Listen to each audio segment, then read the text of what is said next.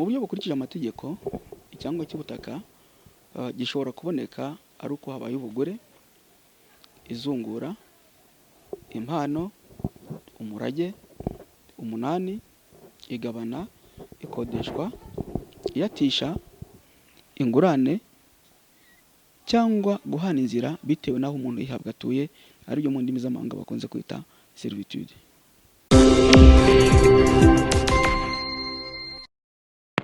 Bakunzi b'Urubanza TV, tubanje mbere na mbere kubasuhuza tubifuriza ibihe byiza aho muherereye hose. Twagarutse twari tumaze tudahari, ariko mujye mutugaya guhera ntukajye mutugaya gutinda. Byaba byiza utarakora subscribe ayikoze cyangwa agakanda kuri sabone mu ndimi z'amahanga kugira ngo ajye aba mu ba mbere bakurikirana kandi babone ibiganiro byacu ku gihe. Uyu munsi turaganira ku nsanganyamatsiko yerekeye kumenya agaciro gahabwa icyemezo cy'ubutaka cyabonetse mu buryo bw'uburiganya. Kuri insanganyamatsiko turarebera hamwe icyangombwa gihabwa icyemezo cy'iyandikisha ry'ubutaka n'agaciro gahabwa icyangombwa cy'ubutaka cyabonetse mu buryo bw'uburiganya. Aha niho turebera hamwe ibyerekeye uburyo icyangombwa cy'ubutaka kiboneka n'agaciro icyangombwa cy'ubutaka cyabonetse mu buryo bw'uburiganya gihabwa. Muri rusange icyangombwa cy'ubutaka gishobora kuboneka mu buryo buboneye cyangwa kikaboneka mu buryo bw'uburiganya. Ni inzira ebyiri icyangombwa cy'ubutaka gishobora kubonekamo. Gishobora kuboneka mu buryo buboneye bukurikije amategeko cyangwa kikaboneka mu buryo bw'uburiganya. Mu buryo bukurikije amategeko icyangombwa cy'ubutaka gishobora kuboneka ari uko habaye ubugure, izungura, impano, umurage, umunani, igabana, ikodeshwa, iyatisha, ingurane cyangwa guhana inzira bitewe n'aho umuntu yihabwa atuye, aribyo mu ndimi z'amahanga bakunze kwita servitude. Mu by'ukuri ubu buryo tumaze kuvuga ni uburyo buteganywa n'amategeko, cyane cyane itegeko nimero 43 agakoni 2013 ryo kuwa 16 z'ukwezi kwa gatandatu 2013 rigenga ubutaka mu Rwanda, aho mu ngingo yaryo ya 21 riteganya ko bitabangamiye ibiteganywa n'iri tegeko byerekanye n'ubuso bw'ubutaka budashobora kugabanywa mu bice, uburenganzira ku butaka bushobora guhererekanywa biciye mu izungura, impano, umurage, umunani, ikodeshwa, igurishwa, iyatisha, ingurane, inshingano yo gutanga inzira ku butaka bw'undi bukomoka ku miterere y'ahantu, gutangwaho ingwate n'ubundi buryo bwose bwihererekanya hakurikijwe uburyo bugenwa n'amategeko n'amabwiriza. Usibye uburyo tumaze kuvuga, icyangombwa cy'ubutaka gishobora nanone kuboneka biturutse ku cyemezo cy'urukiko cyangwa ku mwanzuro w'abunzi.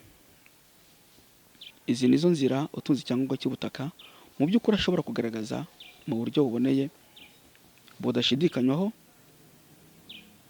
aho akomora uburenganzira ku butaka afitiye icyangombwa. Ubusanzwe icyangombwa cy'ubutaka cyagakwiriye gutungwa n'umuntu ufiteho uburenganzira nta buryarya, biciye muri imwe mu nzira tumaze kuvuga.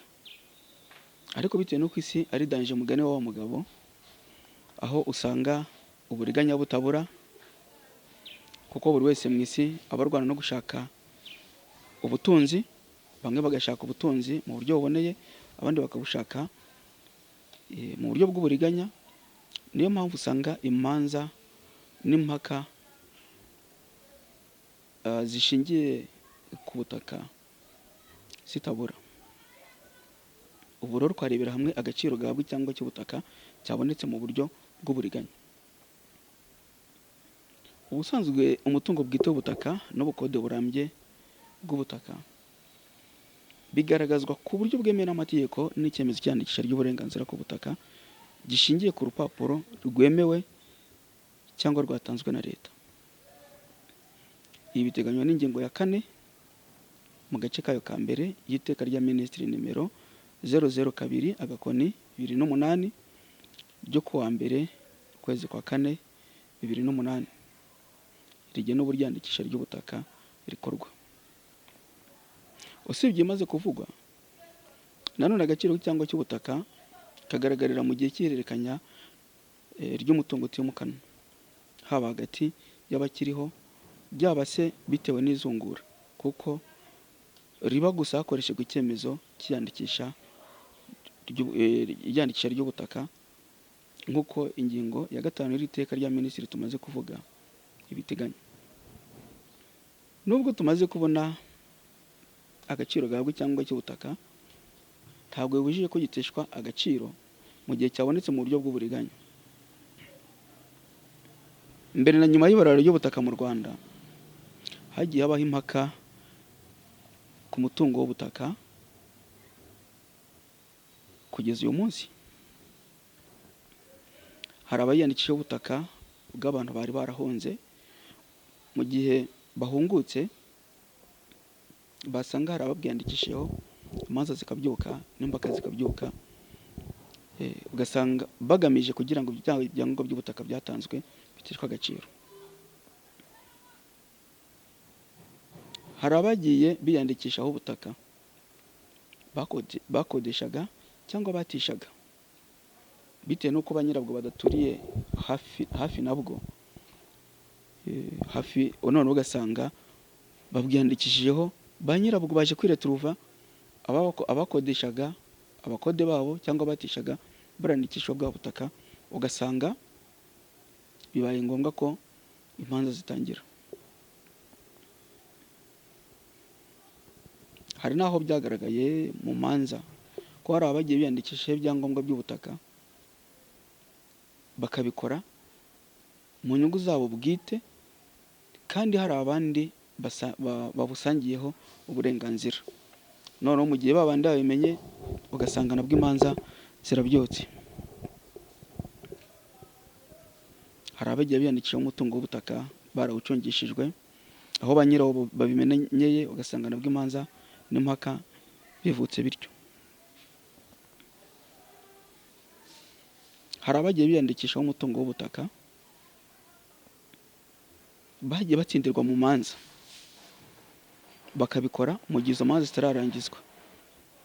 Ibyo byangombwa by'ubutaka nabwo iyo bitanzwe, birumvikana ko uwatsinze urubanza aba ashaka kugira ngo bya byangombwa byatanzwe biteshwa agaciro. Hari nanone abagiye babona ibyangombwa by'ubutaka ku mutungo bari baragurishije, ugasanga umuntu agurishije isambu, ariko bitewe n'uko yayigurishije wenda yagize uburangare cyangwa yagize umwete mukeya wo kuba yakwandikisha bwa butaka, wa wundi wamugurishije isambu agahindukira n'ubundi akongera kujya kuyiyandikishaho. Hari abagiye nanone biyandikishaho umutungo bacungishijwe cyangwa barindishijwe, cyangwa uw'ababyeyi babo bacungishijwe cyangwa barindishijwe. Mu gihe nanone babibonye, ugasanga impaka ziravutse. Hari n'abagiye biyandikaho umutungo w'ubutaka, umwe mu bavandimwe ku mutungo wari wihariwe n'umuntu umwe, kuko akagenda akawandikisha kuri succession nk'aho uhuriweho n'abantu bose, kandi mu by'ukuri ari umuntu umwe mu bavandimwe, ariko bigakorwa gutyo, ugasanga wa wundi nyir'umutungo umutungo bafashe bagiye kwandika kuri succession atangiye no kurwana n'uburyo cya cyangombwa cyatanzwe cyateshwa agaciro. Hari nanone abiyandikishaho ubutaka bwa leta cyangwa bwa bimwe mu bigo bya leta, ugasanga rero leta n'ubundi nayo ishatse ko icyangombwa cyatanzwe giteshwa agaciro. Bavandimwe, inshuti babyeyi mudukurikiye, uyu munsi icyangombwa cy'ubutaka cyabonetse mu buryo bw'uburiganya nta gaciro gifite mu mategeko y'u Rwanda. Bitandukanye n'ibyateganywaga n'ingingo ya 44 y'itegeko teka ryo kuwa 20 Nyakanga 1920 rigena igitabo cya kabiri cy'amategeko mbonezamubano agenga ibintu, aho iyi ngingo yumvikanishaga ko urupapuro mpamo rw'ubutaka rudashobora guteshwa agaciro kabone n'ubwo rwaba rwabonetse mu buryo bw'uburiganya. Twungurana ibitekerezo, twarebeye hamwe ko amategeko ya mbere y'ubukoroni kugeza ku itariki y'ubwigenge, ayo mategeko yose yo mu gihe cy'ubukoroni kugeza ku itariki y'ubwigenge yose yavanyweho. N'iri tegeko rero, n'iri tegeko teka ryavanyweho ntabwo rikiriho. Biranababaje kuko ni itegeko mu by'ukuri twavuga ryashyigikiraga amafuti, kuko umuntu ntabwo yagakwiriye kubona icyangombwa mu buryo bw'uburiganya ngo cya cyangombwa agenda gitwaye yumva ko ari ntayigayezwa kidashobora guteshwa agaciro. Kuko mumenye rero kuri channel yacu dukunze kubaha ibyemezo by'inkiko bitanga umurongo wakwifashishwa mu gukemura ibibazo bisa niba byagaragajwe mu manza zaciwe. Ku kijyanye n'icyemezo cyandikisha ry'ubutaka, twakunze kugaragaza ko ari icyangombwa cy'ubutaka kuko usanga ari cyo kintu abantu benshi bahuriyeho kandi bumva vuba. Mu rukiko rw'ikirenga hari umurongo rwatanze kuri iki kibazo kugira ngo uwo murongo ujye ukurikizwa no ku bibazo bisa nacyo, no ku bibazo bisa n'icyakemuwe ku bijyanye n'agaciro k'icyangombwa cyabonetse mu buryo bw'uburiganya. Ni mu rubanza rero RCAA 0018 agakoni 13 agakoni cana sa rwaciye n'urukiko rw'ikirenga kwa 24 agakoni 12 agakoni 2014. Urukiko rw'ikirenga rwemeza muri uru rubanza gutesha agaciro icyemezo cy'ubutaka cy'ubukode burambye cyari cyarahawe nyiri ikibanza cyaburanwaga.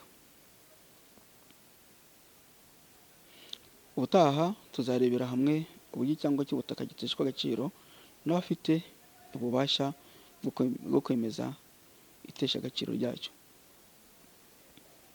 Nk'uko bisanzwe murasanga ahagana hasi kuri channel yacu link yagufasha kubona urubanza rutanga umurongo wakwifashishwa mu gukemura ikibazo kijyanye n'icyemezo cyandikisha ry'uburenganzira ku butaka cyabonetse mu buryo bw'uburiganya. Uramutse utarakora subscribe cyangwa abone, ariko bwa mbere ufunguye cyangwa ubonye channel yacu, turagushishikariza gukora subscribe cyangwa abone kugira ngo bigufashe kujya ubona amakuru yacu, kujya ubona insanganyamatsiko tuganiraho ku gihe, twungurana ibitekerezo dufatanyije. Nk'uko bisanzwe mwari kumwe na Maître Amani Jean de Dieu afatanyije na Ivan Emile.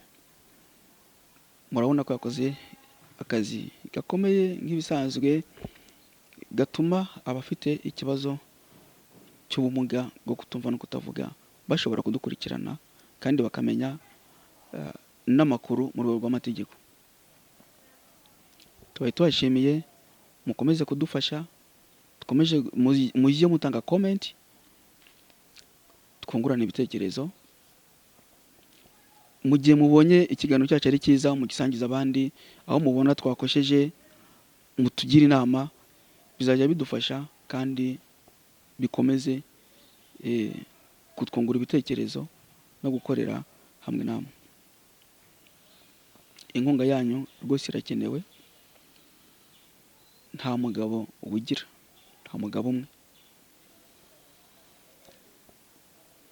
Mwese mudukurikiye n'abazadukurikira ubutaha, tubasabiye umugisha, Imana ubahe umugisha utagabanyije. Turi kumwe.